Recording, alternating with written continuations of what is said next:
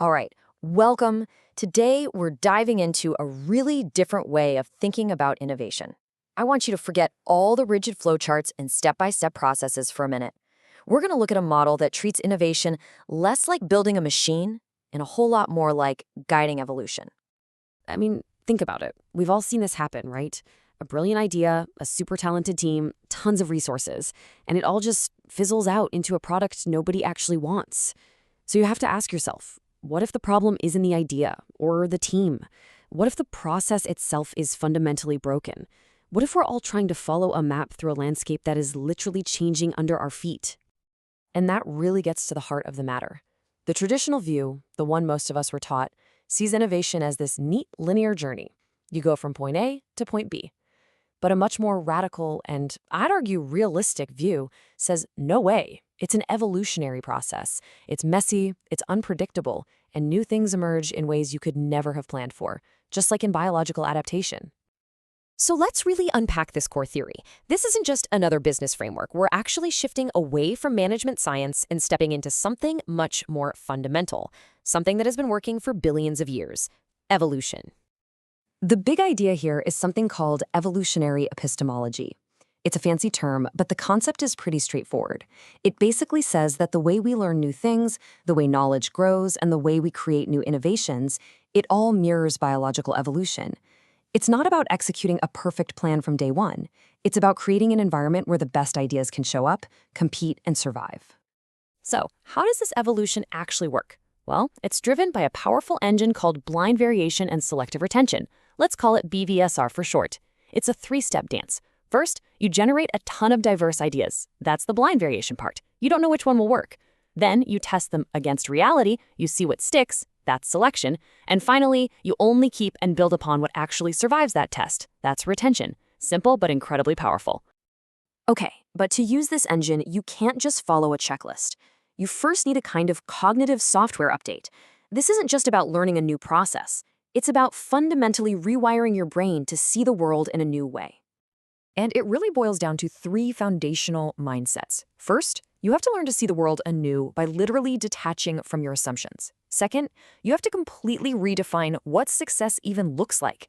And third, you need to understand that you're not just designing products or services, you're actually designing human memories. So let's dig into that first one, detaching from the ordinary. Look, true game-changing innovation almost never comes from just making what we already have a little bit better. It comes from questioning the basic assumptions that everyone else just accepts as true. You have to intentionally and sometimes painfully dismantle your own mental frameworks to create the space for those truly novel, blind variations to even have a chance to appear. Now, the second mindset shift is absolutely huge. We need a new compass to guide our selection process. So instead of focusing on features or technical specs, this approach says value is about making a person feel better off. Success isn't about what your service does on paper, it's about the positive change it creates in someone's life. That feeling is the ultimate test of an idea's fitness to survive. So how do you create that feeling? Well, it's all about designing for human memory. The way we experience value is actually a memory that our brain constructs after an event. And the key is to target what's called episodic memory, those specific, vivid life events, not just general knowledge. You don't remember good customer service in the abstract. You remember that one time on that terrible flight when the flight attendant went out of their way to help you. That specific memory, that is the value.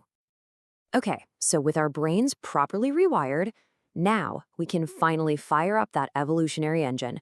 Let's take a look at how the BVSR cycle actually works in practice to turn these new ways of thinking into real, tangible innovations. The process is a really disciplined two-step cycle, over and over again. Step 1, blind variation.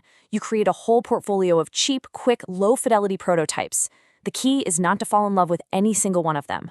Then, step 2, selective retention. You expose all of them to real-world pressures, user feedback, market data, you name it.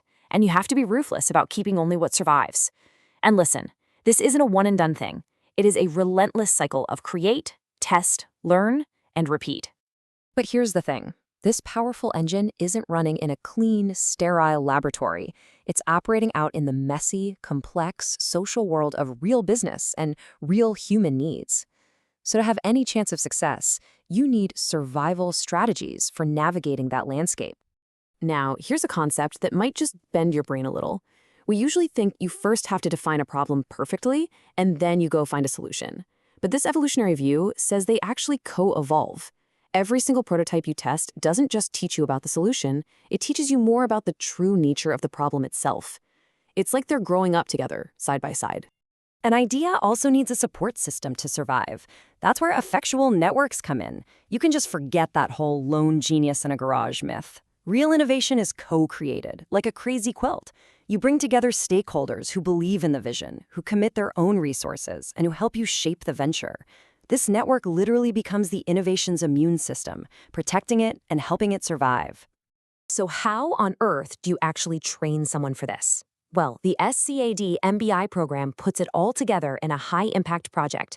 Think of it as a full-blown simulation of this entire evolutionary journey, and it's the ultimate test of survival. And check this out. The project timeline maps directly onto our evolutionary model. It starts with candidacy review, which is a formal and pretty brutal selection event, where only the fittest project ideas survive. Then, the research phase is all about mapping the selection environment, the real world of user needs.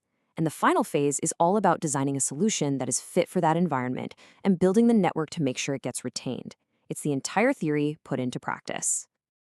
The payoff for thinking this way is just profound. It creates a completely different kind of reader.